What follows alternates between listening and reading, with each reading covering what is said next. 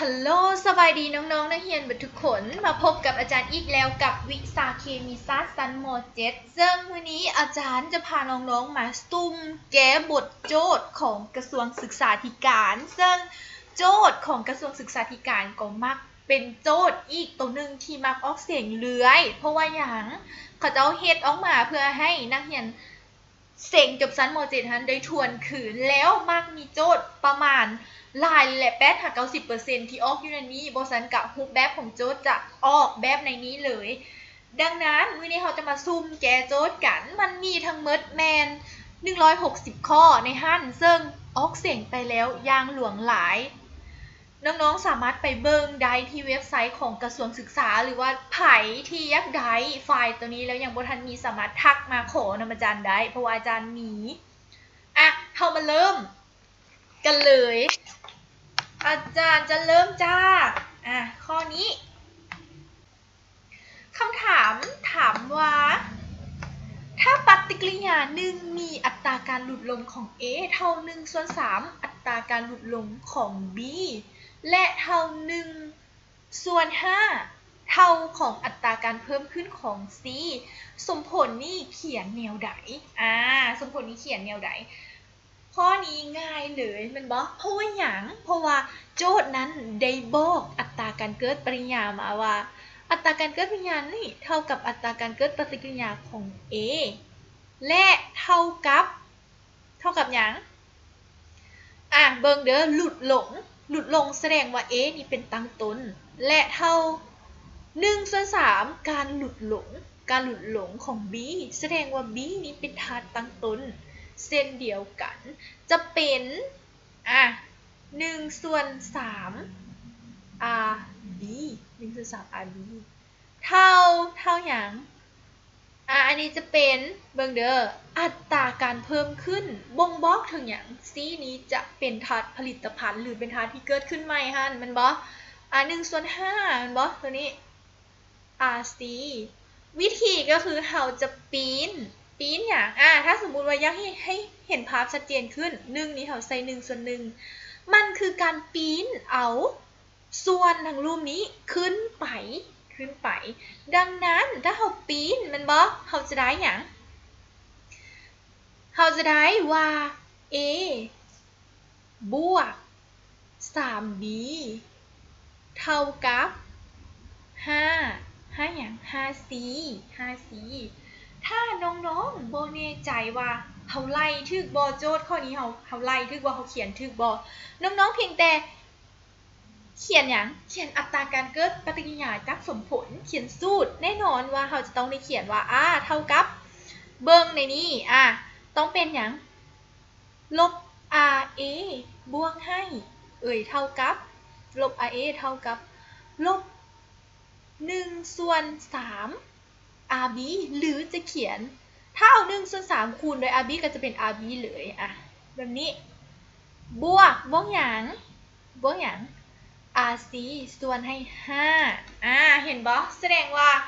คำตอบที่เราเขียนมานี่ถูกต้องดังนั้นช้อยตอบที่ถูกต้องอยู่ในนี้จึงเป็นช้อยข้อใดขอไข่นั่นเองแม่นบ่ข้อนี้บ่ยากเลยไปกันต่อข้อถัดไปมาเบิ่งข้อนี้ถ้าละลายเกลือ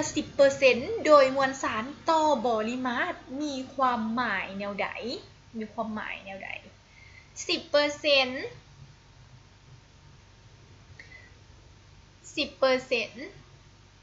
โดยมวลสารต่อปริมาตรความหมายของมันคือในปริมาตร100 ml มีธาตุถูกละลาย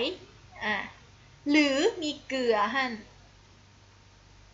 มีเกลือเท่าไหร่10อย่าง10 กรัมแม่นบ่ข้อใดถูกบัดนี้ถ้าละลาย100 ml จะมีเกลืออยู่10 กรัมข้อช้อยใดช้อยงัวแม่นบ่ตัวนี้ก็บ่ยากเลยเข้าไปข้อถัดไปข้อ ข้อ17ของโจทย์กระสวงตัวนี้อาจารย์จะซุ่มเอาเด้อกำหนดให้สมผล 2a บวก b ได้ c บวก 2d อยู่อุณหภูมิ25องศาเซมีค่าคงที่ดุลเดียงเท่า 0.04 อยู่ภาวะดุลเดียงความเข้มข้นของ a b c a b และ d เท่ากับ 0.1 0.1 และ 0.2 โมลต่อลิตรตามลำดับความเข้มข้นของ c มีค่าเท่าใดอ่ะตัวนี้ถามให้ความเข้มข้นของ c เห็นปะเราเบิ่ง c เราฮู้ก่อนฮู้แน่นอนตัวที่1เราฮู้ k เท่าใดc คูณ10กำลังลบ2นั่นบ่รู้อย่างอีกความเข้มข้นของอย่างของ a เท่ากับ 0.1 ความเข้มข้นของ b เท่ากับ 0.1 โมลต่อลิตรบ่เป็นอย่างอีกความเข้มข้นของ d เท่ากับ 0.2 โมลต่อลิตรสิ่งที่เราต้องการซอกหาคือซอกหาความเข้มข้นของ C ว่าจะมีค่าเท่ากับเท่าใดเรามาเบิ่งโจทย์ข้อนี้จากสมผลเราสามารถเขียนสูตรการคิดไล่ค่า K ได้ดังนี้อาจารย์เขียนจากสมผลเด้อจากสมผล K ค่าคงที่ดุลเดียงที่ได้จากความเข้มข้นจากสมผลนี้จะเท่ากับความเข้มข้นของอย่างผลิตภัณฑ์นั่นก็คือ C คูณให้ความเข้มข้นของ D ขึ้นกำลังจำนวนโมล A แม่นบ่คูณด้วยความเข้มข้นของ B บัดนี้เราไปเบิ่งตัวถัดไปเราเพียงแต่แทนค่าใส่แทนค่าเท่าไหร่ตัวนี้จะเป็นอาจารย์ใส่เป็น 4 คูณ 10กำลังลบ2เท่ากับ C คือตัวที่เราต้องการซอกหา D เด้ 0.2 กำลัง2มันบ่ความเข้มข้นของ A เด้ A คือ 0.1 กำลัง2คูณให้ความเข้มข้นของ B ก็คือ 0.1 หั่นคูณตัวนี้ใส่มันบ่แม่นต้องเขียนลูกศรยังไงคูณตัวนี้ขึ้นมาเป็น10กำลัง 0.1 คูณ 0.1 ก็เป็น 0.01 คูณ 0.1 เป็น 10กำลังลบ3แม่นบ่จะเป็น4คูณ10กำลังลบ2คูณ10กำลังลบ3เท่ากับ C คูณเอาตัวนี้มาเป็นตัวหารรูปนี้ก็จะเป็นเท่าไหร่ 0.02 ขึ้นกำลัง2เป็น C คูณ10กำลังลบอย่างลบ2มันบ่สุดท้าย2อันนี้ขั้นกันเราจะได้ความเข้มข้นของ C เท่ากับเท่าไหร่เท่ากับ 0.001 โมลต่อลิตรข้อใดที่ข้อช้อยกอไก่เห็นบ่ไปกันต่อข้อถัดไปคำถามว่าถ้าละลายประกอบด้วยกลูโคสน้ำตาล30 กรัมในน้ำ120 กรัมจะมีความเข้มข้นเป็นส่วนน้อยโดยมวลสารต่อมวลสารเท่าใดข้อนี้ง่ายเลยเขียนสิ่งที่เรารู้ก่อน1เรารู้ M ชื่อเท่ากับ30 กรัม2 M ผาในนี้เขาจะบ่ได้บอกว่า M ของธาตุละลายดังนั้นมันจึงต้องเป็น M พาละลายนั่นเองก็คือน้ำเป็นธาตุพาละลายซอกหาเปอร์เซ็นต์ M ต่อ M บ่เรามาเขียนสูตรการคิดไล่ก็คือเท่าไหร่เปอร์เซ็นต์ M ต่อ M จะต้องเท่ามวลสารของธาตุถูกละลายส่วนให้มวลสารของธาตุละลายแล้วคูณด้วย100ซึ่งในนี้เขามีแล้วหรือยังธาตุละลายเขามีบ่ยังบ่ทันมีเทื่อจริงๆได้บ่ธาตุละลาย M ของธาตุละลายจะต้องได้มาจาก M ของธาตุถูกละลายบวกให้ M ของธาตุพาละลาย แทนใส่จะได้เท่าไหร่30 กรัมบวก120 กรัมเท่ากับเท่าไหร่150 กรัมแม่นบ่อ่ะแทนใส่สูตรเลยแทนสูตรเปอร์เซ็นต์ m ต่อ m เท่ากับ m ถึกเท่าไหร่30 กรัมส่วนให้ m ของทันละลาย150 กรัมแล้วคูณด้วย100เท่าไหร่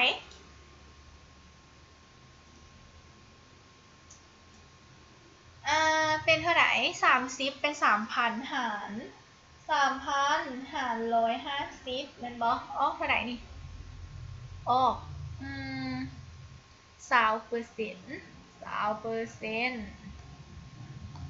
อเคดังนั้นคำตอบที่ถูกต้องในข้อนี้จึงเป็นข้อขอไข่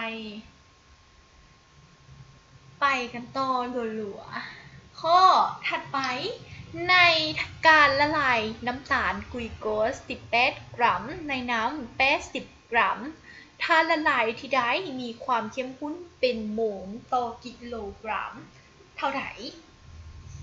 เรามาเขียนสิ่งที่เรารู้กัน1 m1 หรือ m ของธาตุถึกละลายคือ18 กรัมนั่นเอง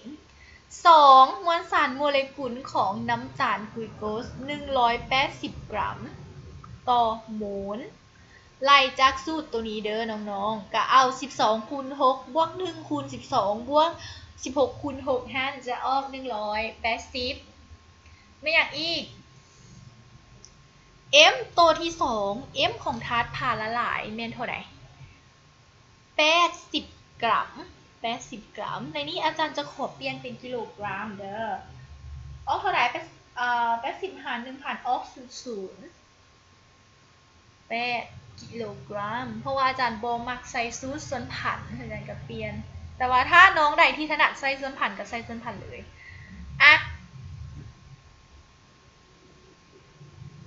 ซอกหาอย่างความเข้มข้นซอกหา m ซอกหาโมลต่อกิโลกรัมซอกหาโมลต่อกิโลกรัม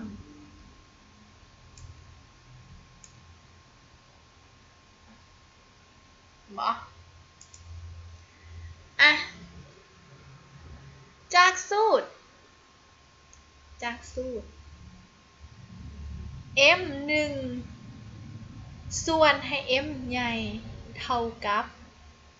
m คูณให้ m2 อาจารย์บ่ใส่ส่วนผันเด้อเพราะว่าอาจารย์แบ่งมวลสารของตัวนี้มาเป็นหัวหน่วยกิโลกรัมแต่ถ้าน้องๆอยากใส่ 1,000 อยู่ตรงนี้น้องๆก็ใส่80 กรัมหั่นจะเป็นตัวนี้วันนี้ตัวที่เราต้องการสอหาคืออย่าง m นี้คือโมลความเข้มข้นเป็นโมลต่อกิโลกรัมหั่นจะต้องเท่าไหร่ถอนมาเราจะได้ m โมลต่อกิโลกรัมนี้ได้จากมวลสารของธาตุถึกละลาย m1 ส่วนให้ m ใหญ่คูณให้ m2 แทนค่าใส่จะได้เท่าไหร่18 กรัมนั่นบ่ส่วนให้180แล้วคูณด้วย 0.08 กิโลกรัมเป็นเท่าไหร่180คูณ 0.08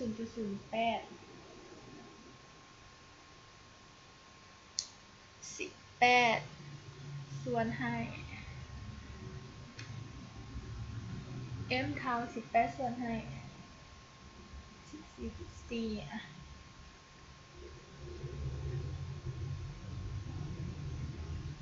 1.25 โมลต่อกิโลกรัมมีบอกคำตอบ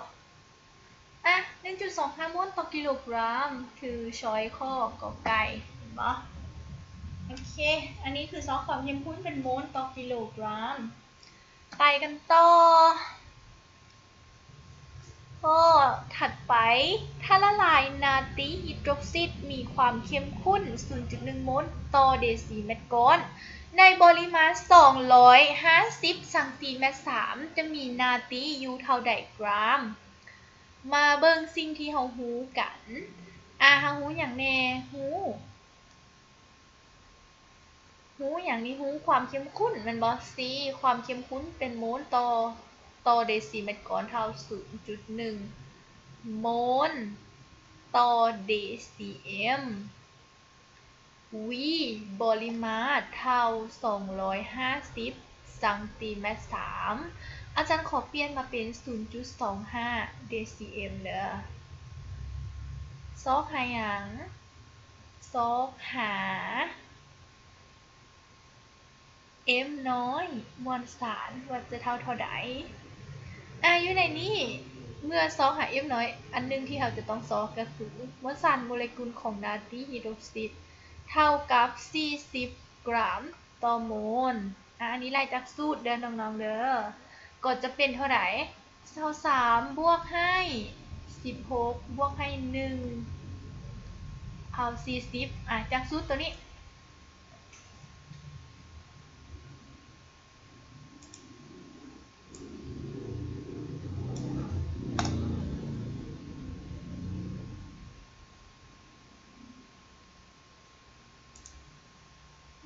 มาเบิ่งจากสูตร m น้อยส่วน m ใหญ่เท่า c คูณ v ถอนเอาจะได้ m น้อยเท่า m ใหญ่ cv แทนค่าได้ m น้อยเท่า m ใหญ่คูณ c คูณ v เท่าไหร่เป็น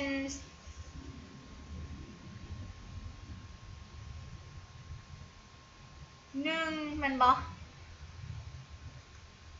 1 กรัมใช้ได้คือช้ได้ช้อยขอควาย1 กรัม40ก็จะเป็นชื่อละไปข้อถัดไปกำหนดให้ธาตุละลายอะซิดกรอฮิดริกจำนวน3ขวดดังตัดตารางรูปนี้เมื่อทอกธาตุละลายทั้ง3ขวดจะได้ธาตุละลายที่มีความเข้มข้นเท่าใดมียก3จอกแล้วเอามารวมใส่กันแน่นอนมันบอกว่ามันจะต้องเป็นการอย่าง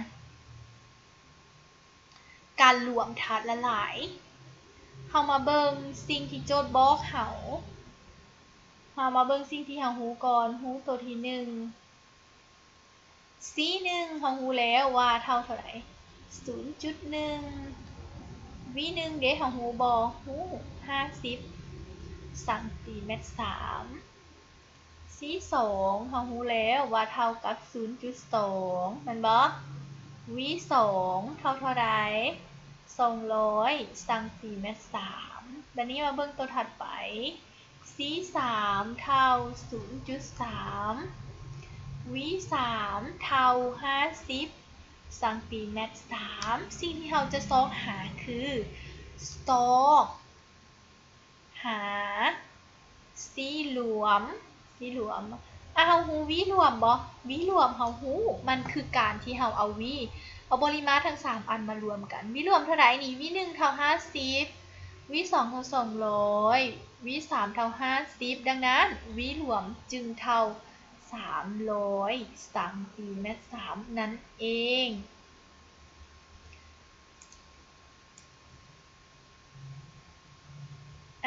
มาเบิ่งเขาเขียนจากสูตร C หลวมคูณ V หลวมจะต้องเท่า C1 V1 บวก C2 V2 บวก C3 V3 แทนค่า C หลวมคูณ300เท่า 0.1 คูณ50บวก 0.2 คูณ200บวก 0.3 คูณ50 วง 0.3 คูณ 50อ่ะสุดท้ายเราจะได้สี่หลวมเท่ากับ 0.1 คูณ 50 จะออก5แม่นบ่ 0.2 คูณ 200 ออกเท่าไหร่มันจะเท่ากับ20คูณ 2 เป็น 40 0.3 คูณ 3 0.3 คูณ 50 มันจะออกเท่ากับ 3 คูณให้ 5 เป็น 15 หารให้ 30040 50 เป็น 60 หาร 300อ๋อเท่าไหร่60 หาร 300นะ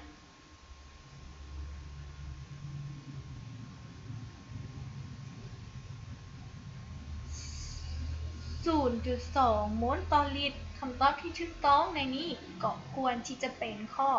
ขอไข่ 0.2 โมลต่อลิตรไปกันต่อที่ข้อถัดไป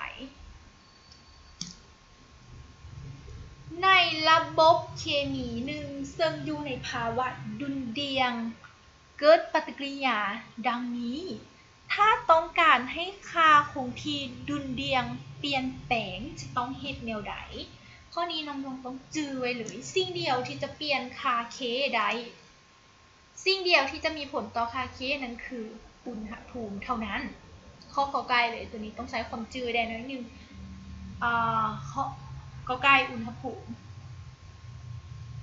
ไปข้อถัดไปข้อ51จากปฏิกิริยาฟอสฟอร์เป็นตากลลัวสลายตัวไดฟอสฟอร์ตรีกลลัวและก๊าซกลอยุภาวะดุลเดียงมีความเข้มข้นของฟอสฟอร์เป็นตากลลัว 0.04 ฟอสฟอร์ตรีกลลัว 0.2 และก๊าซกลอ 0.2 โมลต่อลิตรค่า K C มีค่าเท่าไหร่อันนี้ง่ายเลยน้องๆเขียนสิ่งที่รู้ก่อน TCl5 เท่ากับ 0.04 m PCl3 เท่า 0.2 m Cl เท่า 0.2 m so Kc เท่ากับเท่าใดตัวนี้ง่ายเลย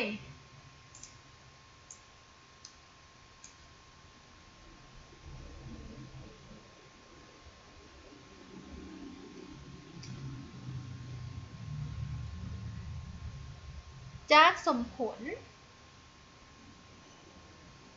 Kc จะต้องเท่ากับความเข้มข้นของ PCl3 คูณให้ความเข้มข้นของก๊าซกลอส่วนให้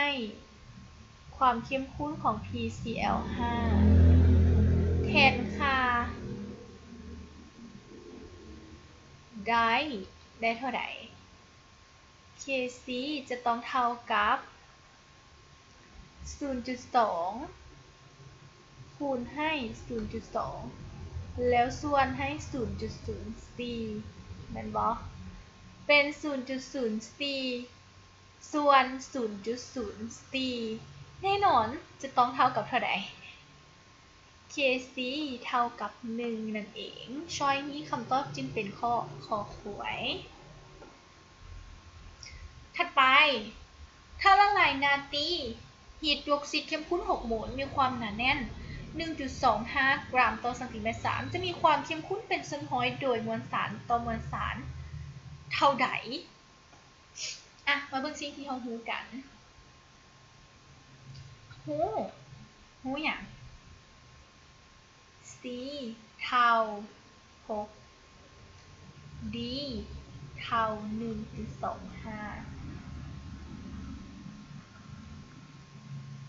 รู้หยังอีก M ใหญ่มวลสารโมเลกุลนาตรีฮีดรอกไซด์เท่า 40 กรัมต่อโมลโซขาเปอร์เซ็นต์ M ต่อ M เท่าใดเนาะ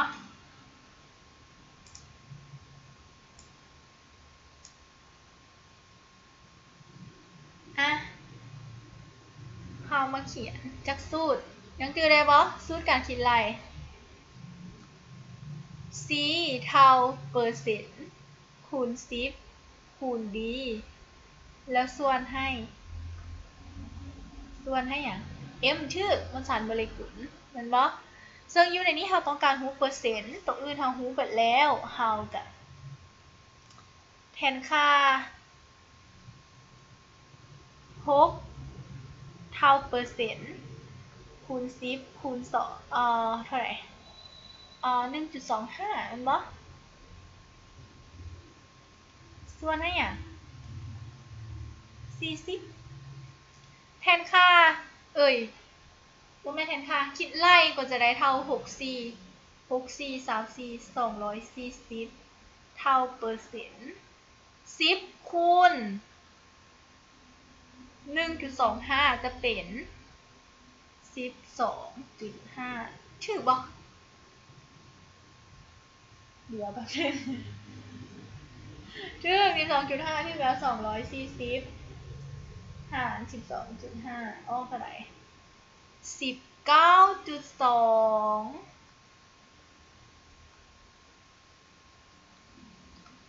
ข้อใดคือข้อควายนั่นเอง 19.2% ไปข้อถัดไปถ้าปฏิกิริยาระหว่างไนโตรแซนและไฮโดรแซน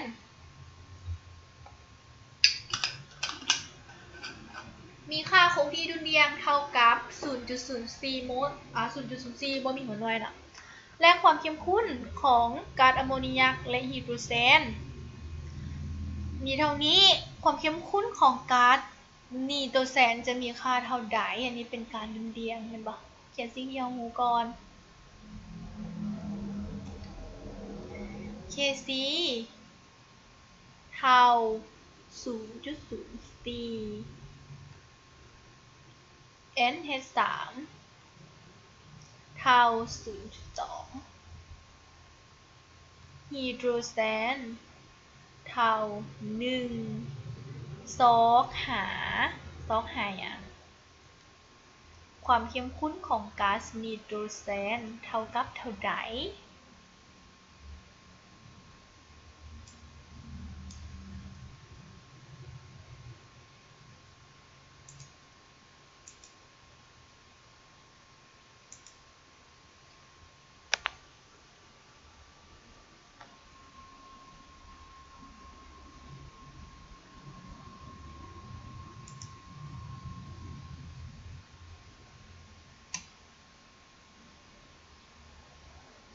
จากสมผล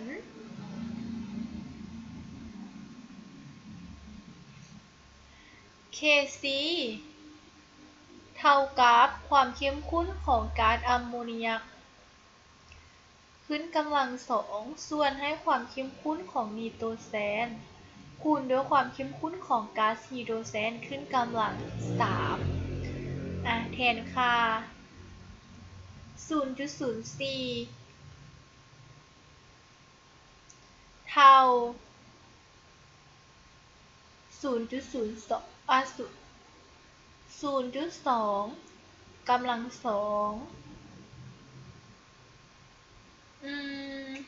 ไนโตรแซนจะเป็นไนโตรแซนคือสิ่งที่เราต้องการซอกหาไฮโดรแซนเท่า1มันบอกจะเป็นเท่าไหร่นี่1กำลัง3คิดไล่เบิ่งสุดท้ายเราจะได้เท่าไหร่อันนี้คูณขึ้นมามันบอกจะเป็นเท่าไหร่ 0.04 คูณให้ไนโตรแซนเท่ากับ 0.04 เอาย้าย 0.04 ไปก็จะเป็นเท่าไหร่ 0.04 เท่ากับ 1 ความเข้มข้นของก๊าซไนโตรแซนเท่ากับข้ององูคือเท่ากับ1โมลต่อลิตรนั่นเองไปข้อถัดไปโอเคเรามาเบิ่งข้อนี้นำกันจากสมผลปฏิกิริยาต่อไปนี้ถ้าความดันย่อยอยู่ภาวะดุลเรียงของก๊าซผลิตภัณฑ์และตั้งต้นเท่ากับ 3.3 1.2 และ1 atm ตามลำดับ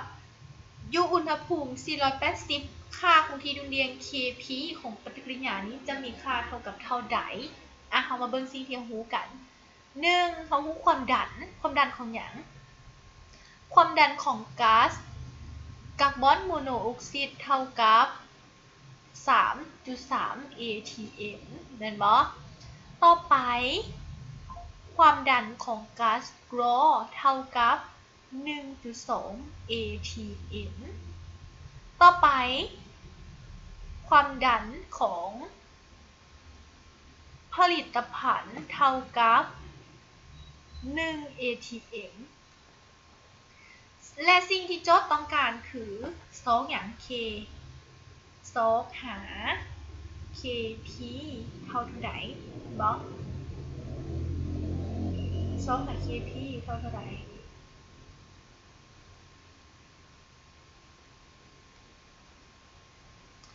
จากสมผลเราสามารถเขียน Kp ได้ดังนี้ Kp ได้ดังนี้Kp เท่าความดันของ CO คูณด้วยความดันของกรอส่วนให้ความดันของ COCl2 แทนค่าใส่เราจะได้เท่าไหร่แทนค่า Kp เท่ากับ 3.3 คูณให้ 1.2 แม่นบ่แล้วส่วนให้ 1 3.3 คูณ 1.2 ออก 3.96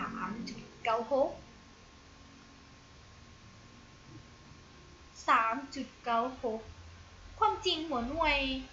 มันเป็นเท่าไหร่นี่เป็น atm เพราะว่าอย่าง atm กำลังสองหาร atm ก็จะเป็นเท่าไหร่3.96 คำตอบที่ถูกต้องจึงเป็นข้อคอขวายนั่นเอง